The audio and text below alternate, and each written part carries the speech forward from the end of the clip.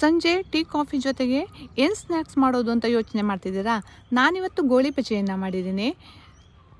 ನಿಮಗೂ ಮಾಡಬೇಕು ಅನಿಸ್ತಾ ಇದೆಯಾ? ಹಾಗಿದ್ದರೆ ನಾನು ಮಾಡೋ ರೀತಿ ನೀವು ಮಾಡಿ, ತುಂಬಾ ಚೆನ್ನಾಗಿರುತ್ತೆ. ಹಾಯ್ ಫ್ರೆಂಡ್ಸ್, ನಮಸ್ಕಾರ, ವೆಲ್ಕಮ್ ಟು ನಳಪಾಕ. ಬನ್ನಿ ಈ ಗೋಳಿ ಬಜ್ಜಿಯನ್ನು ಹೇಗೆ ಮಾಡೋದು ಅಂತ ನೋಡೋಣ. ಮೊದಲಿಗೆ ನಾನಿಲ್ಲಿ 3 ಕಪ್ನಷ್ಟು ಮೈದಾ ಹಿಟ್ಟನ್ನು ತಗೊಂಡಿದ್ದೇನೆ. ಈಗ ಇದಕ್ಕೆ ಬೇಕಾಗುವಷ್ಟು ಉಪ್ಪು, ಒಂದು ಅರ್ಧ ಟೀ ಸ್ಪೂನ್ನಷ್ಟು ಜೀರಿಗೆಯನ್ನು ಕೈಯಿಂದ ಹೀಗೆ ಹಿಸುಕಿ ಇದನ್ನು ಹಾಕ್ಕೊಳ್ತೇನೆ. 1/4 ಟೀ ಸ್ಪೂನ್ನಷ್ಟು ಅಡಿಗೆ ಸೋಡಾ. ಇದನ್ನು ಒಮ್ಮೆ ಚೆನ್ನಾಗಿ ಮಿಕ್ಸ್ ಮಾಡ್ಕೊಳ್ಬೇಕು ಕೈಯಿಂದ. ಹಿಟ್ಟನ್ನು ಕಲಿಸ್ಲಿಕ್ಕೆ ನೀರನ್ನು ಬಳಸ್ತಾ ಇಲ್ಲ, ಮೊಸರಿನಲ್ಲಿ ಕಲಿಸ್ಬೇಕು ಹಿಟ್ಟನ್ನು. ಸ್ವಲ್ಪ ಹುಳಿ ಮೊಸರಾದರೂ ನಡೆಯುತ್ತೆ, ಸಿಹಿ ಮೊಸರೇ ಆಗಿರ್ಬೇಕಂತೇನಿಲ್ಲ. ಈಗ ನೋಡಿಕೊಂಡು ಮೊಸರನ್ನು ಸೇರಿಸ್ಕೊಂಡು ಕಲಿಸ್ತಾ ಹೋಗಬೇಕು. ಗಂಟಿಲ್ಲದಂತೆ ಚೆನ್ನಾಗಿ ಕಲಿಸ್ಕೊಳ್ಬೇಕು.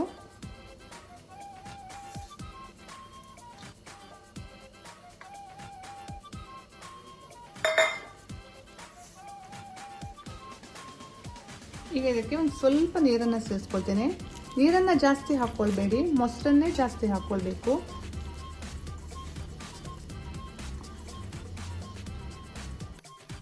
ನೋಡಿ, ಈ ಹದದಲ್ಲಿ ಹಿಟ್ಟನ್ನು ರೆಡಿ ಮಾಡ್ಕೊಳ್ಬೇಕು. ಈ ರೀತಿಯಾಗಿ ಇದನ್ನು ಎಣ್ಣೆಯಲ್ಲಿ ಸುಲಭವಾಗಿ ಬಿಡೋ ಥರ ಇರಬೇಕು.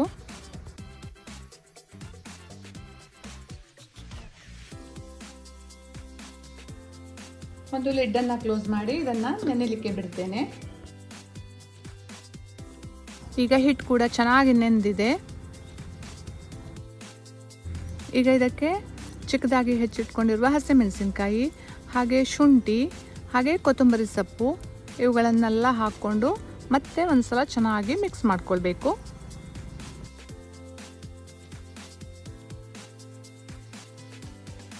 ಒಣ ಕೊಬ್ಬರಿ ಸಹ ಪೀಸ್ ಮಾಡಿ ಹಾಕ್ಕೊಳ್ಬಹುದು.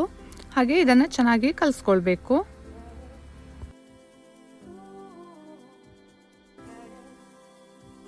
ಈ ಕಡೆ ಎಣ್ಣೆಯನ್ನು ಕಾಯೋಕೆ ಇಟ್ಕೊಂಡಿದ್ದೆ. ಎಣ್ಣೆ ಸಹ ಚೆನ್ನಾಗಿ ಕಾದಿದೆ.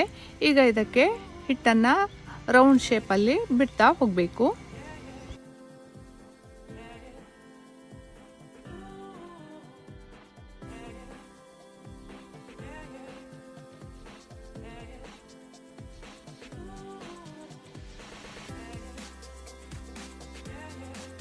ಇದನ್ನು ಮಧ್ಯಮ ಉರಿಯಲ್ಲಿ ಎರಡೂ ಕಡೆ ಗೋಲ್ಡನ್ ಬ್ರೌನ್ ಬರೋ ತನಕ ಚೆನ್ನಾಗಿ ಬೇಯಿಸ್ಕೊಳ್ಬೇಕು.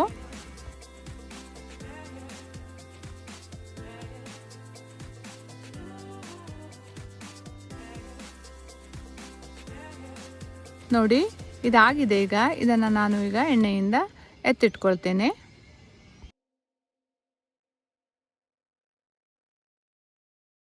ಹೊರಗಡೆಯಿಂದ ಕ್ರಿಸ್ಪಿಯಾಗಿ, ಒಳಗಡೆ ನೋಡಿ ಪದ್ರ ಪದರಾಗಿ ಎಷ್ಟು ಚೆನ್ನಾಗಿ ಬಂದಿದೆ ಅಂತ.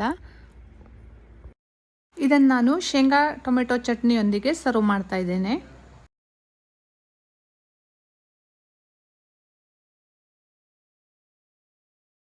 ನನ್ನ ಇವತ್ತಿನ ಈ ವಿಡಿಯೋ ಇಷ್ಟ ಆದರೆ ಲೈಕ್ ಮಾಡಿ, ಶೇರ್ ಮಾಡಿ, ಕಮೆಂಟ್ ಮಾಡಿ ಹಾಗೂ ಸಬ್ಸ್ಕ್ರೈಬ್ ಮಾಡಿ.